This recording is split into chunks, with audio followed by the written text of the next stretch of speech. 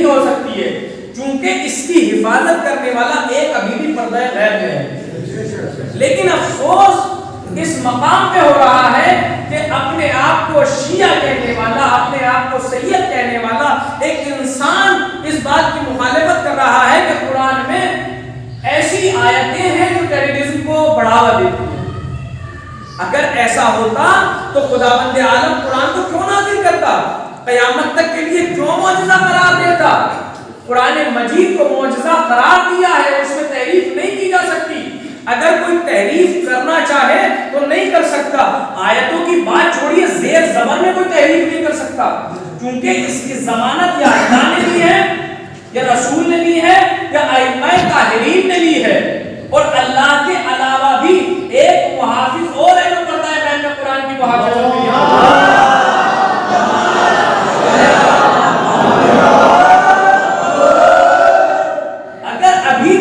غلطی کا احساس نہیں ہوتا ہے تو سمجھیے کہ ان کا دل مردہ ہو چکا ہے، وہ اس لائق نہیں ہے کہ اپنے آپ کو مسلمان بھی کہیں، چاہے کہ اپنے آپ کو شیعہ کہیں، چاہے کہ اپنے آپ کو سید کہیں، وہ اس لائق بھی نہیں ہے کہ انہیں اپنے آپ کو شیعہ کہنا چاہیے۔ کیوں؟ اس لیے کہ انہوں نے قرآن کی مخالفت کی ہے، اور قرآن کا مخالف کافر ہوتا ہے۔ کون ہوتا ہے؟ کافر ہوتا ہے۔ قرآن مجید وہ کتاب ہے کہ جس کے لیے پیغمبر نے 12 محافظ چھوڑے، یعنی قرآن کا انکار خدا کا انکار، قرآن کا انکار رسول کا انکار، قرآن کا انکار ائمہ طاہرین علیہ السلام کا انکار ہے۔ لہذا تمام مسلمانوں کا فرض ہے، اور ہم یہاں پر صحابہ سادات سے جہاں تک ہماری آواز پہنچ رہی ہے یہ پیغام پہنچانا چاہتے ہیں کہ جو قرآن میں تحریف کا قائل ہو، نہ اس کا شیعہ سے کوئی تعلق ہے، نہ اس کا تشیع سے کوئی تعلق ہے، اور نہ اس کا اسلام سے کوئی تعلق ہے، ہم ایسے لوگوں سے بیزاری کا اعلان کرتے ہیں۔ کیوں؟ آپ کرتے ہیں کہ نہیں کرتے ہیں؟ ایسا انسان ہمارا کوئی رشتہ دار نہیں ہے، چونکہ رشتہ داری کی بنیاد پر ہم اسلام کو نہیں مانتے۔ اگر رشتہ داری کی بنیاد پر اسلام کو مانا جاتا، ایمان کو مانا جاتا، تو پھر ابو لہب کے لیے آیت نازل نہ ہوتی۔ رسول کا سگا چچا ہے ابو لہب، اللہ نے کہا بسم اللہ الرحمن الرحیم تبت یدا ابی لہب، اس کے ہاتھ ٹوٹ جائیں۔ کون ہے؟ رسول کا سگا چچا ہے۔ یعنی یہاں پر رشتہ داریاں ایمان کی بنیاد پہ ہیں، جس کا جس قدر ایمان قوی ہوگا وہ رسول کا اتنا رشتہ دار ہوگا، وہ اللہ کا اتنا قریبی ہوگا۔ اب دیکھیں سگا چچا ہے لیکن پیغمبر نے بیزاری کا اعلان کر دیا، چونکہ اس کے پاس ایمان نہیں ہے، وہ خدا کا منکر ہے، اور کس کا منکر ہے؟ قرآن کا منکر ہے، رسول کا منکر ہے، ان کا منکر ہے، اس لیے رسول کا اس سے کوئی واسطہ نہیں ہے۔ ایک دوسرا دیکھیں جناب سلمان، ان کے والد کون ہیں؟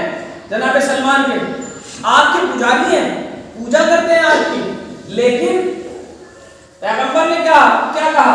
السلمان منا اہل البیت، سلمان ہم اہل بیت میں سے، اہل بیت وہی ہیں جو چادر کے نیچے ہیں۔ لیکن پیغمبر نے عظمت جناب سلمان بتا دی کہ پیغمبر ہمارا سچا چاہنے والا ہے، ہمارا حقیقی پیروکار ہے، یعنی کردار اسلام میں اہم ہے، رشتہ داری اہم نہیں ہے۔ اس لیے ہمیں اپنے کردار کو سنوارنا ہے، ہمیں اپنا کردار ایسا بنانا ہے تاکہ مذہب اسلام کے لیے ہم ایک نایاب ثابت ہو سکیں، اور قرآن کے قوانین پر عمل کر کے بتائیں کہ قرآن جھوٹا نہیں ہے، بلکہ قرآن سچا کل بھی تھا، قرآن سچا آج بھی ہے، اور قیامت تک کے لیے قرآن سچا ہے۔ قرآن پر جو بھی انگلی اٹھائے گا اس کا قرآن سے کوئی واسطہ نہیں، اس کا اسلام سے کوئی واسطہ نہیں ہے۔ لہذا ہمیں چاہیے کہ ہم ایسے لوگوں سے بیزاری اختیار کریں، ایسے لوگوں کی مخالفت کریں، چونکہ اگر دین بحال آ جائے اور ہم اپنے گھروں میں بیٹھے رہ جائیں، ہم احتجاج نہ کریں، ہم کوئی بات نہ کہیں، تو پھر ہم بھی جرم کرنے والوں میں شریک ہو جاتے ہیں۔ کیونکہ اگر کوئی ظلم کرتا ہے، کوئی جرم کرتا ہے، اور ہم اس جرم کو بآسانی سہن کر لیتے ہیں، خاموش رہتے ہیں، جبکہ ہم احتجاج کرنے کا حق رکھتے ہیں، ہمارے پاس قدرت ہے، طاقت ہے، تو ایسی صورت میں ہم اس مجرم کے شریک کار ہیں، اس مجرم کے شریک کار ہیں. لہذا ہمیں چاہیے کہ ہم مذہب اسلام کو اس طریقے سے پیش کریں جو حقیقی مذہب اسلام ہے. یہ فرض ہمارا ہے. اور اس کے لیے ضروری کیا ہے؟ اس کے لیے ضروری ہے سیرت پیغمبر سے آشنائی، قرآن مجید سے آشنائی، کلام اہل بیت علیہ السلام سے آشنائی. جب تک ہمیں آشنائی نہیں ہوگی تب تک ہم صحیح دین لوگوں تک نہیں پہنچا سکتے. مذہب اسلام کیا ہے؟ میں یہ بتانا چاہتا ہوں. اسلام آتنکواد کا نام نہیں ہے، بلکہ اسلام محبت پھیلانے کا نام ہے، امن پھیلانے کا نام ہے، شانتی قائم کرنے کا نام ہے. تو جب پیغمبر کا کردار ہم دیکھیں گے تو پیغمبر کے کردار کا نام ہے قرآن. تو جب پیغمبر اس پیغام کو دے رہے ہیں اور صرف اتنا نہیں ہے، پیغمبر کی سیرت پڑھتے چلے جائیے. وقت چونکہ خطبہ اجماع کا بڑا محدود ہوتا ہے اس لیے ایک بات اور کہہ کے اپنی گفتگو کو تمام کر رہا ہوں. پیغمبر اسلام ایک راستے سے گزر رہے ہیں. کتنے نمونے ہیں پیغمبر کی زندگی کے. پیغمبر ایک راستے سے گزر رہے ہیں. ایک ضعیفہ ہے کہ بہت وزنی سامان لیے ہوئے ہے، اس سے اٹھایا نہیں جا رہا ہے. پیغمبر نے کہا آپ اتنا وزنی سامان لے کے جا رہے ہیں، گھر میں کوئی مرد نہیں ہے؟ کہا نہیں، گھر میں کوئی مرد نہیں ہے. کہا اگر آپ اجازت دیں تو میں آپ کے گھر تک پہنچا دوں. یہ ہے اسلام، یہ ہے بانی اسلام کا پیغام، یہ ہے پیغمبر اسلام کا پیغام. کہا آپ کے گھر مذہب نہیں پوچھا کس مذہب کی ہے، یہ نہیں پوچھا تم مسلمان ہو کہ نہیں ہو، یہ نہیں پوچھا تم میرے خانوادے سے تعلق رکھتی ہو کہ نہیں رکھتی ہو. نہیں، یہ نہیں کیا. پیغمبر اسلام نے وہ بوجھ کی گٹھری اٹھائی اور چل دیے اس ضعیفہ کے ساتھ. جب پہنچ گئے پیغمبر نے اس گٹھری کو رکھا. ضعیفہ نے کہا بیٹا بڑے بھلے معلوم ہوتے ہو، بڑے اچھے نوجوان ہو، تو میں آپ کو ایک نصیحت کرنا چاہتی ہوں. آپ کا پیار آ گیا ہے میرے لال، آپ کو میں ایک نصیحت کرنا چاہتی ہوں. کیجیے. کہ میں نصیحت یہ کرنا چاہتی ہوں کہ ابھی ایک شخص محمد نامی ہے جس نے اعلان رسالت کیا ہے، وہ جادوگر ہے، ساحر ہے نعوذ باللہ. تو اس کی باتوں میں نہ آ جانا. وہ اپنی باتوں میں لوگوں کو بہکا لیتا ہے. رسالت کا اعلان کیا ہے، اپنے آپ کو اللہ کا رسول کہتا ہے، اس کی باتوں میں مت آ جانا. اب یہ کہنے کے بعد اس نے کہا آپ کا نام کیا ہے؟ کہا میرا نام محمد ابن عبداللہ ہے. جیسے ہی یہ سنا فوراً کہتی ہے میں آپ کو کہہ رہی ہوں، آپ کوئی جواب نہیں دے رہے تھے، آپ میری مدد بھی کرنے کے لیے آمادہ ہیں، آپ مجھے کوئی جواب بھی دینے کے لیے تیار نہیں ہیں. کہا کہ جس طریقے سے تم تک بات پہنچائی گئی تم اتنا سمجھی، اگر میرے پاس اگر صحیح سے دین سمجھ لیا ہوتا تو تم اعتراض نہ کرتی. اس لیے ہمیشہ وہ دین میں کمی نکالتا ہے جس کے دین سمجھ میں نہیں آتا. قرآن کو سمجھنا بچوں کا کھیل نہیں ہے. یہ ہم بتانا چاہتے ہیں قرآن یا تو پیغمبر سمجھ سکتے ہیں یا راسخون فی العلم سمجھ سکتے ہیں. اور اگر ہمیں قرآن کو اتنا سمجھنا ہے کہ جتنا ہمارے ذہن میں آ سکتا ہے تو ہمیں اپنے مفسرین کی تفسیر کا مطالعہ کرنا چاہیے. تنقید کا ایک اصول ہوتا ہے کہ تنقید کرنے کا حق وہ رکھتا ہے کہ جو تنقید جس چیز پہ کر رہا ہو اس سے زیادہ جانتا ہو، اس کے بارے میں پورے طریقے سے مسلط ہو، ملکہ ہو اس کے پاس. جاہل آدمی کو کسی چیز پر انگلی اٹھانے کا حق نہیں ہے. اور معاشرے میں خرابیاں اسی لیے لازم آ رہی ہیں. دیندار وہ بنے ہوئے ہیں، دین کے ٹھیکیدار وہ بنے ہوئے ہیں کہ جن کو دین سے آشنائی نہیں ہے، جو کلمہ سے اسے سنا نہیں سکتے ہیں وہ قرآن کی آیتوں پر حرف اٹھاتے ہیں. جن کو اصول دین، فروع دین اور اماموں کے نام یاد نہیں ہیں وہ دین کے ٹھیکیدار بنے ہوئے ہیں.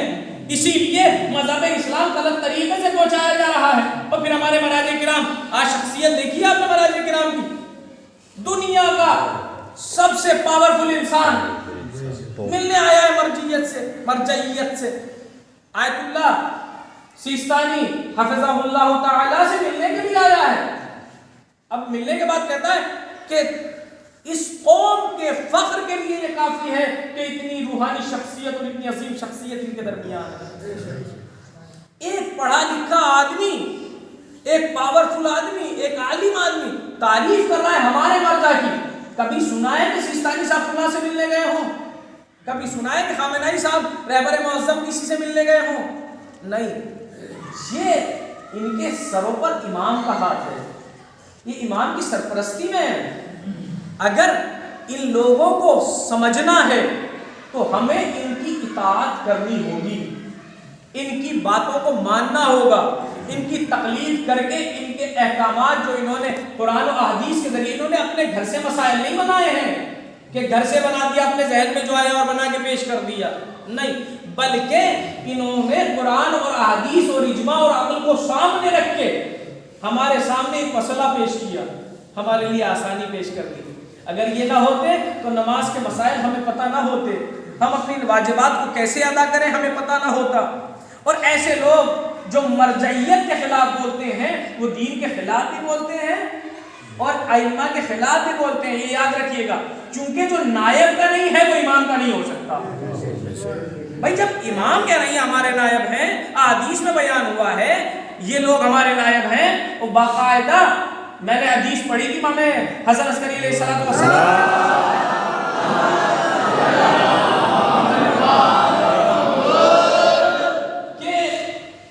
امام نے فرمایا ہے کہ فقہا میں سے جو اپنے نفس کی پابندی نہ کرتا ہو، جو اپنے خواہشات نفس کی پابندی نہ کرتا ہو، خواہشات نفس کا عمل نہ کرتا ہو، اپنے نفس کو گناہوں سے بچاتا ہو اور اپنے مولا کی اطاعت کرتا ہو، عوام کو چاہیے کہ ایسے انسان کی تقلید کرے۔